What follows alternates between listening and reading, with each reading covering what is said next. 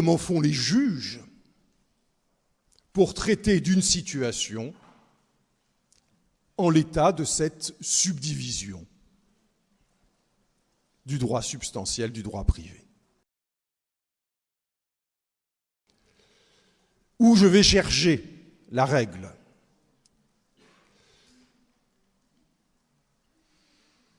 Et s'il n'y en a pas, si malgré toutes ces subdivisions, je ne trouve pas de règle applicable, est-ce qu'il y en a une qui l'emporte sur les autres? Alors, pour comprendre cette articulation, il faut distinguer entre deux hypothèses, la deuxième donnant lieu à de multiples subdivisions.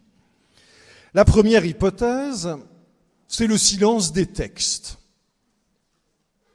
Malgré cette abondance de disciplines, malgré cette abondance de branches dans le droit, le juge ne trouve pas, le juge ou l'avocat qui conseille, le juriste ne trouve pas de texte qui lui paraît applicable à sa situation. Le principe, il est rarement formulé en jurisprudence, mais il l'est très clairement dans cet arrêt que j'ai indiqué, qui n'est pas dans le cours, mais je vous donnerai le PowerPoint. Cet arrêt du 3 mai 2006 dit très bien, ça concerne une association, peu importe, dans le silence des textes, il y a lieu d'appliquer les dispositions du Code civil qui présentent une vocation subsidiaire. Donc si on ne trouve rien, on en revient au Code civil. Alors vous me direz, oui, mais si on ne trouve rien dans le Code civil, si on ne trouve rien, il n'y en a pas plus dans le Code civil qu'ailleurs. Mais en fait, dans le Code civil, on trouvera toujours quelque chose. On trouvera toujours quelque chose parce qu'on trouvera un texte qui permettra de raisonner par analogie. Et ce que ça veut dire, c'est que l'analogie qu'on fera à partir du texte du Code civil sera conduite en considération des règles qui inspirent le Code civil. Souvenez-vous, je vous ai dit, quand on interprète un texte, on regarde le contexte, on regarde quels sont les principes structurants autour de ce texte pour voir si on va l'étendre ou pas. Donc on raisonne non pas simplement à l'échelle du texte, mais à l'échelle de la matière et plus généralement de l'ordre juridique. Bien, lorsqu'on applique un texte du Code civil pris dans sa vocation subsidiaire, on sera obligé de raisonner par analogie, puisque a priori les textes ne disent rien, donc il va falloir étendre le champ d'application d'un texte, et on le fera en considération des principes structurants du Code civil, égalité, liberté, égalité, fraternité. Et peut-être un peu mieux, mais enfin, déjà, ces trois grandes idées. Bon, l'hypothèse plus fréquente est la surabondance de textes. Autrement dit, pour une même situation, on trouve dans les différentes subdivisions du droit privé, et donc dans les différents codes qui sont attachés à ces subdivisions, on trouve plusieurs textes qui sont applicables à une même situation. Comment faire lorsqu'on trouve, par exemple, sur une situation, un texte du Code civil, un texte du Code de la consommation, un texte du Code de commerce? C'est la situation que vous avez sous les yeux, enfin devant vous. J'ai enlevé le Code de la consommation parce que ça ne pose pas trop de difficultés. Qu'est-ce qu'on va faire lorsqu'on trouve deux textes, deux règles issues de deux branches de droit différentes, applicables à une même situation? On va distinguer entre trois hypothèses. Les règles en présence ont des effets différents, mais complémentaires. Première hypothèse, c'est celle que vous avez sous les yeux. Deuxième hypothèse, les règles ont des effets différents et contraires, incompatibles entre eux. Et troisième hypothèse, les règles ont les mêmes effets.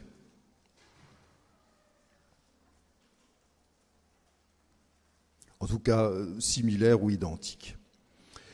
Première hypothèse, donc, nous avons deux règles possibles avec des effets sensiblement différents.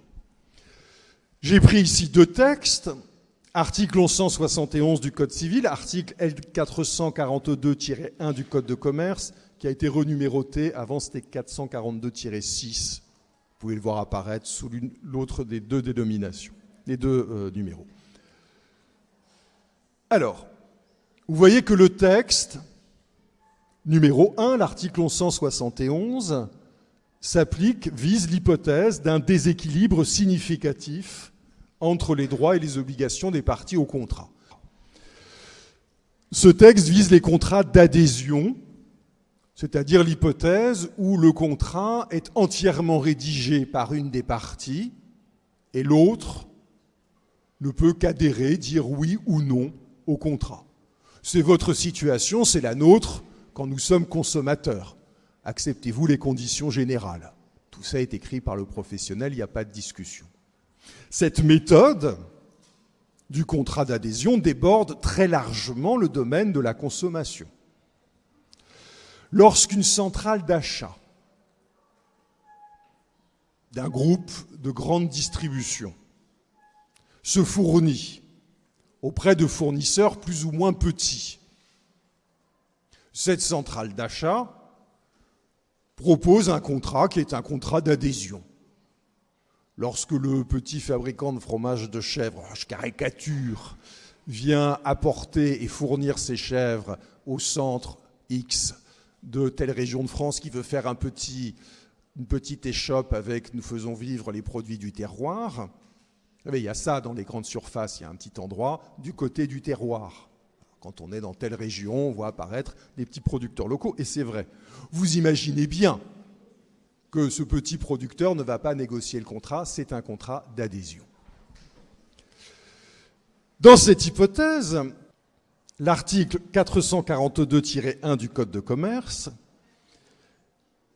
dans cette hypothèse, l'article L442-1 du Code de commerce vient également prévoir une sanction. En tout cas, cette situation est également visée par l'article L442-1 du Code de commerce et ce code sanctionne également le déséquilibre significatif entre les droits et les obligations des parties. Donc nous avons dans une situation deux textes, un déséquilibre significatif entre les droits et les obligations, une partie forte, une partie faible, comme on dit. Nous avons deux textes, l'un qui vient du droit commercial, l'autre qui nous vient du droit civil. Est-ce que les effets de ces deux textes sont les mêmes? L'article 1171 dit que la clause qui institue un déséquilibre significatif est réputée non écrite, ça veut dire nulle. Donc c'est la sanction de la nullité. On fait comme si elle n'existait pas. Donc si j'ai une petite clause qui me dit en cas de litige, on ira plaider à Bordeaux ou à Toulouse, peu importe, qu'à loin d'ici, ben cette clause, on dirait elle n'existe pas. Elle est nulle et non avenue. Le non avenu n'ajoute strictement rien, mais on peut le dire. Le second texte, lui, envisage une autre sanction. C'est la responsabilité. Et derrière, au-delà de la responsabilité, il peut même y avoir des amendes, mais peu importe. Autrement dit, si on cumule les deux textes, si on a un professionnel, un commerçant qui a des pratiques abusives, on peut dire que ces pratiques sont nulles, mais qu'en plus, elles justifieront une indemnisation au profit de la victime de ces pratiques abusives. Donc nous avons deux effets différents, nullité, responsabilité, mais des effets qui sont complémentaires puisque rien n'empêche de cumuler ces sanctions civiles. En principe, même si nous verrons que la jurisprudence a pris quelques libertés, en principe, lorsque les effets sont différents mais complémentaires, le cumul dans l'application des règles est de droit. Le cumul dans l'application des règles est le principe. Comme toujours, il peut y avoir des exceptions. J'en viens ensuite aux deuxième et troisième hypothèses. Et je lance deux adages écrits en latin qui, justement, s'appliquent à ces deuxième et troisième hypothèses. La deuxième hypothèse est celle où les règles ont des effets différents et incompatibles entre eux. C'est là qu'on applique l'adage specialia generalibus dérogant, qui veut dire, en bon français, les règles spéciales dérogent aux règles générales. Donc, lorsqu'il y a deux règles avec des effets contradictoires, on fera, au regard de la situation à laquelle il faut appliquer les règles, on déterminera au regard de la situation quelle est la disposition générale et quelle est la disposition spéciale. Et on fera prévaloir la disposition spéciale sur la disposition générale. J'illustre. Donc, en présence d'une situation susceptible de donner lieu à l'application de deux règles aux effets incompatibles, donc en présence d'une situation, j'aurais dit les choses différemment, c'était plus clair comme ça, en présence d'une situation qui est plus fluide, en présence d'une situation susceptible d'entraîner l'application de deux règles aux effets incompatibles, on privilégiera la règle spéciale sur la règle générale. Okay. Exemple, j'ai un contrat, plusieurs prescriptions, mais je sais que mon contrat, je regarde les choses de plus près, est un contrat d'assurance. Sur le contrat d'assurance, il y a une disposition dans le Code des assurances. Il y en a aussi une dans le Code civil. Mais le Code civil, c'est le droit commun, c'est la règle générale. Et le Code des assurances, c'est la règle spéciale. Comme j'ai un contrat d'assurance, j'applique la règle spéciale au détriment de la règle générale. Sachant que je peux avoir une prescription de 2 ans ou de 5 ans, c'est ou 2 ou 5. Ça va? C'est clair? Ok, cool. Voilà, au moins une pour qui c'est clair. Troisième situation, les effets sont similaires ou identiques. Pensez à l'hypothèse des articles 1242 du Code civil. 1240, c'est la responsabilité pour faute, et 1242, c'est la responsabilité du fait des choses. Deux règles qui ont le même effet, l'indemnisation de la victime du dommage. Deux règles qui ont le même effet, l'indemnisation de la victime du dommage. Donc, a priori, il n'y a pas de question de cumul. On ne va pas demander l'application forcément des deux règles, puisqu'elles conduisent au même effet. Mais la question qui se pose est celle de l'alternative possible entre les deux règles. Est-ce qu'on peut demander l'application alternative de l'une ou de l'autre des règles? Est-ce qu'on peut, par exemple, dans une action en responsabilité, demander la condamnation au titre de la faute, mais si la faute n'est pas établie, subsidiairement, donc alternativement, demander l'application au titre de la responsabilité, l'application des règles relatives à la responsabilité des choses. Est-ce qu'on a une chance? Est-ce qu'on a un subsidiaire possible? Est-ce qu'on a deux chances d'obtenir la condamnation du défendeur, de celui qu'on prétend responsable? La réponse de principe est positive. Lorsqu'il y a plusieurs règles aboutissant au même effet, il y a une alternative possible. On peut normalement tenter l'argumentation subsidiaire. demander l'application d'un texte si les conditions du premier ne sont pas réunies. Et il n'y a d'exception que si une règle spécifique le prévoit. Dernier point. Dernier point qui concerne toujours cette hypothèse de règles avec des effets similaires. Nous avons vu que le principe, c'est l'application alternative. Le dernier point à voir est, dans cette hypothèse, comment interpréter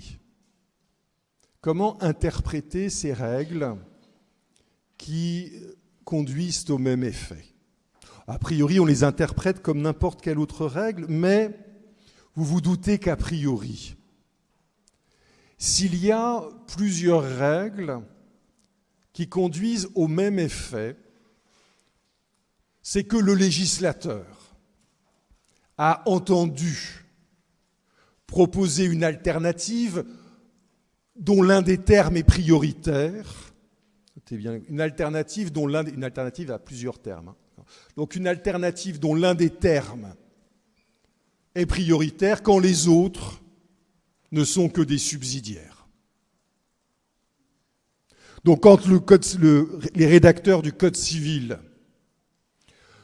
posent le principe de la responsabilité pour faute et envisagent ensuite, et là on se place en 1804, et envisagent ensuite des cas limités de responsabilité du fait des choses. Il n'y a pas encore de principe général de responsabilité du fait des choses. Donc le Code civil pose un principe de responsabilité pour faute et prévoit subsidiairement des cas de responsabilité du fait des choses.